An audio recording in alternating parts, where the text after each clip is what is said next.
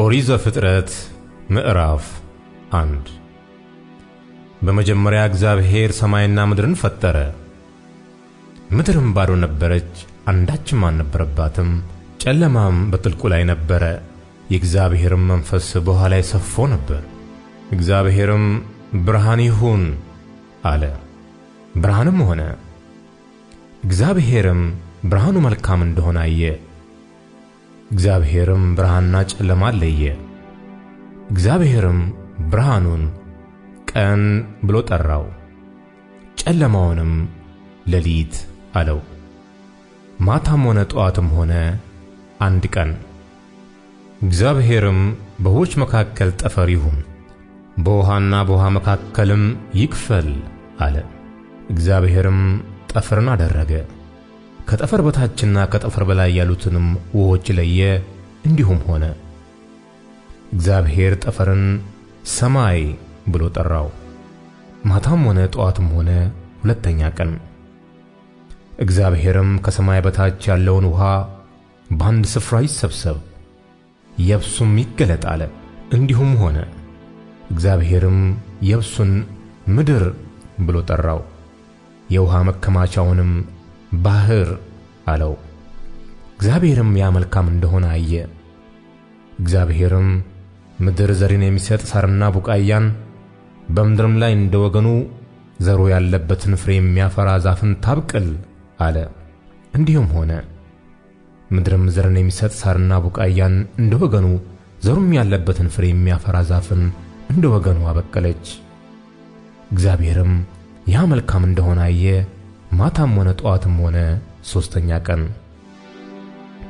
እግዚአብሔርም አለ፣ ቀንና ሌሊትን ይለዩ ዘንድ ብርሃናት በሰማይ ጠፈር ይሁኑ፣ ለምልክቶች፣ ለዘመኖች፣ ለዕለታት፣ ለዓመታትም ይሁኑ። በምድር ላይ ያበሩ ዘንድ በሰማይ ጠፈር ብርሃናት ይሁኑ።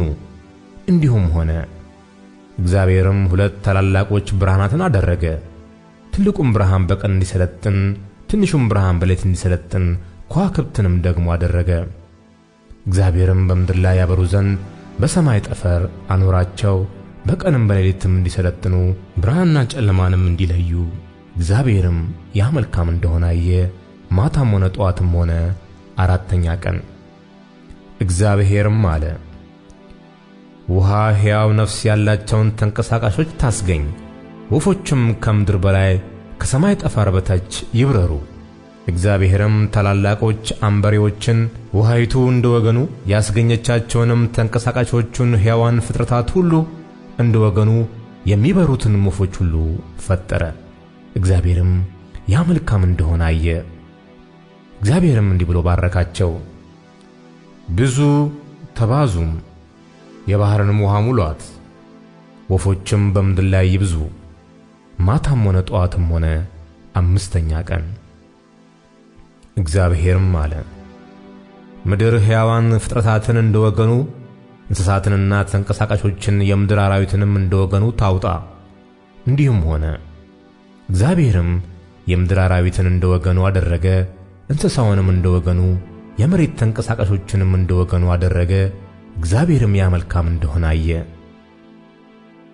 እግዚአብሔርም አለ፣ ሰውን በመልካችን እንደ ምሳሌያችን እንፍጠር፣ የባሕር ዓሦችንና የሰማይ ወፎችን፣ እንስሳትንና ምድርን ሁሉ፣ በምድር ላይ የሚንቀሳቀሱትንም ሁሉ ይግዙ።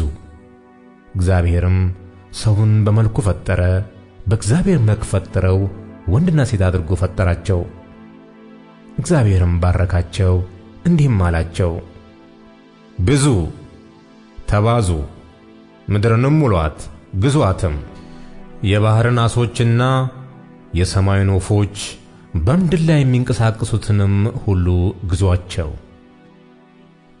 እግዚአብሔርም አለ፣ እነሆ መብል ይሆናችሁ ዘንድ በምድር ፊት ሁሉ ላይ ዘሩ በእርሱ ያለውን ሐመልማል ሁሉ፣ የዛፉንም ፍሬ የሚያፈራውንና ዘር ያለውንም ዛፍ ሁሉ ሰጠኋችሁ።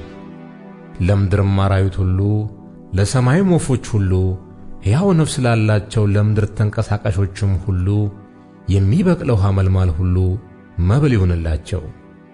እንዲህም ሆነ። እግዚአብሔርም ያደረገውን ሁሉ አየ፣ እነሆም እጅግ መልካም ነበረ። ማታም ሆነ ጠዋትም ሆነ ስድስተኛ ቀን